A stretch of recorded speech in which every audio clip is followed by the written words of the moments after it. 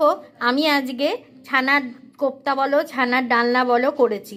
আমি কি করে ছানার ডালনাটা করলাম আমি এইভাবে করি এবং এইটা খেলে অসাধারণ লাগে। একবার আমার ভিডিওটা দেখে বানিয়ে দেখো সবাই, দারুণ লাগে এরকমভাবে ছানার ডালনা। তো চলো সবাই বানিয়ে ফেলো একটা অসাধারণ ছানার ডালনা। আমার পাশের চ্যানেলের পাশে থেকেও লাইক করো, কমেন্ট করো, শেয়ার করো, সাবস্ক্রাইব করো প্লিজ। বন্ধুরা আজকে আমি ছানার দুধ কাটিয়ে ছানা করে আমি ছানার ডালনা করব। পনির তো খাওয়া হয় কিন্তু এরমভাবে ছানার ডালনা করতে দারুণ লাগে। আমি এই ছানাটা দুধটা কাটিয়ে ছানাটা করে রেখেছি। এবারে ছানাটাকে খুব ভালো করে ধুয়ে চিপড়ে জল ঝরিয়ে নিয়েছি। এইবার এর মধ্যে দেব বেসনটার মধ্যে বেসন দিয়েছি। এবার এর মধ্যে নুন মিষ্টি দিয়ে ছানাটাকে খুব ভালো করে চটকে নেব। এই ছানাটার মধ্যে নুন মিষ্টি দিয়েছি।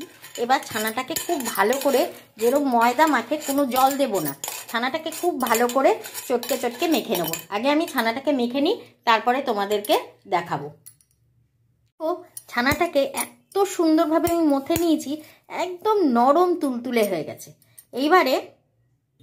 এবার আমি কড়াইয়ে অল্প একটু তেল দেবো, তেলের মধ্যে একটুখানি হিং ছেড়ে দেবো। এবার এই হিংটা আমি গলতে দেবো। গলতে দেওয়ার পরে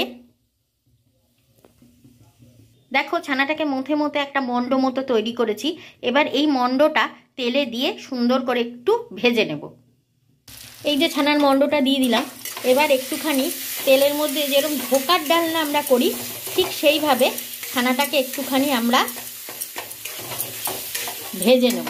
এতে ছানাটা একটা খুব সুন্দর টেস্ট হয়। এইভাবে ভেজে নিলে ছানাটা একটা খুব সুন্দর টেস্ট হয়। ছানাটাকে একটু খুব ভালো করে তেলের মধ্যে আমরা ভেজে নেব, একদম শুকনো শুকনো করে ভেজে নামাবো। এবার একটা পাত্রের মধ্যে মাঝখানটা একটুখানি ঘি মাখিয়ে নেব।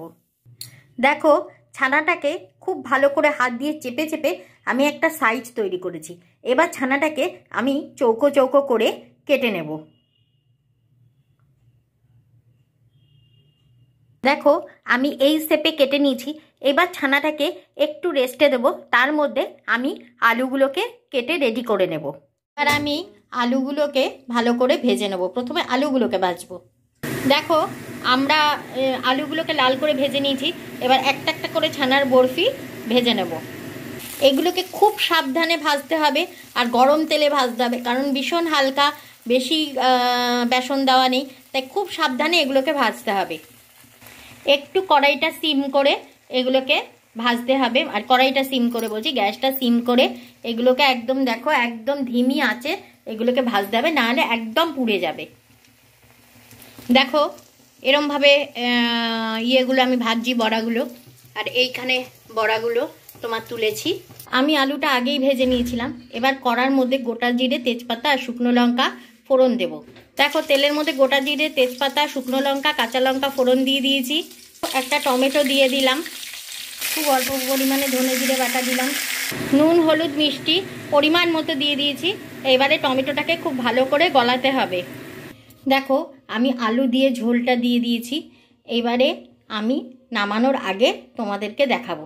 এবার আমার ঝোলটা হয়ে এসছে, কারণ আলুগুলো দেখো একদম সেদ্ধ হয়ে গেছে।